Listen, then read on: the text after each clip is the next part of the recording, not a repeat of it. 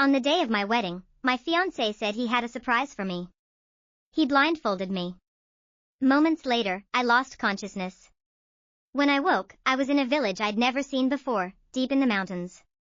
A hulking brute of a man told me he was my husband. There was a 3-year-old boy, too, clinging to my legs, begging me to hold him. I was beaten into 5 miscarriages. Locked in the house day after day. One wrong look, one wrong word, and the fists came down. My mother-in-law was no better, obsessed with getting a grandson, treating me like a broodmare who'd failed her only purpose. 3 years. 3 years, and my body was a map of scars. I'd given up fighting. I'd given up hoping. I was choking down folk remedies and bitter herbal concoctions, doing everything I could to carry a boy to term, because a son was the only thing that might keep me alive. Then a helicopter descended onto the hilltop. And out stepped my best friend and my fiancé, arm in arm. Rebecca Fletcher. Jacob Delgado. Walking toward me like they were strolling through a garden party. Marina Henson. Rebecca's voice floated across the dirt yard, light and amused. 3 years out here, and it looks like you've really gone native. Fully embraced the whole village wife thing, haven't you? I lifted my head. My voice came out shaking. Why? Jacob didn't even bother looking at me when he answered. You're the one who set Rebecca up on that blind date. Tried to marry her off to some blue-collar nobody. He examined his cufflinks.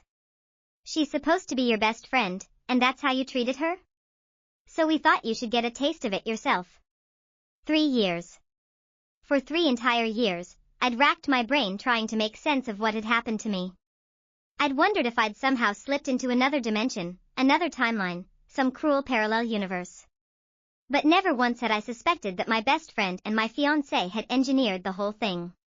Now, standing in the dirt with the truth laid bare before me, I threw my head back and laughed. I laughed like a madwoman. I laughed until tears streamed down my face and my ribs ached and the sound tore out of me raw and broken. Rebecca and Jacob both froze, caught off guard. Has she lost her mind? Rebecca murmured, tilting her head. Living out here too long must have scrambled her brain. What is this reaction? Jacob's brow furrowed. He stared at me. He was wearing a suit that cost more than this entire village. 3 years had made him sharper, more polished, more handsome. And the way he looked down at me now, it was with the same expression a man might give something stuck to the bottom of his shoe. Contempt. Disgust. Rebecca stood beside him with her arms crossed, a delicate smirk playing on her lips. Look how happy Marina is. Maybe she hasn't had enough fun out here yet. Jacob. She looped her arm through his, pressing close. Don't you remember? 3 years ago, Marina said all she wanted was a happy little family.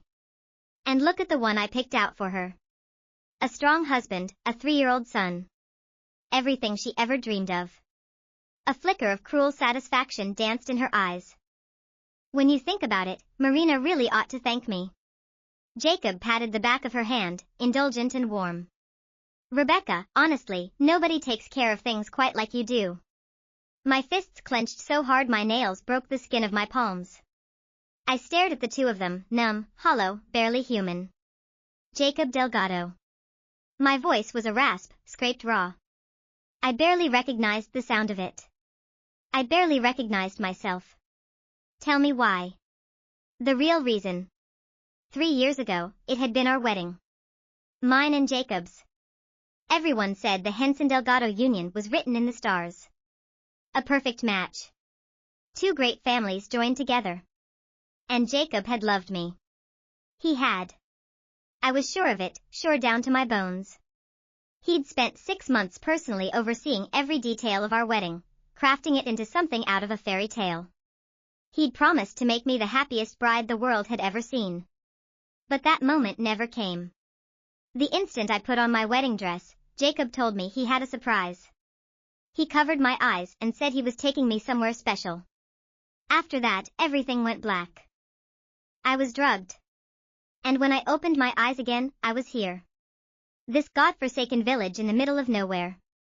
For 3 years, I'd turned it over and over in my mind, trying to piece together how my life had shattered so completely. From the very first day, there'd been a 3-year-old boy wrapped around my legs, calling me mama. A violent brute who called himself my husband, who beat me and used me whenever the mood struck. And a mother-in-law who was anything but kind, who treated me like a thorn in her side, an enemy under her own roof.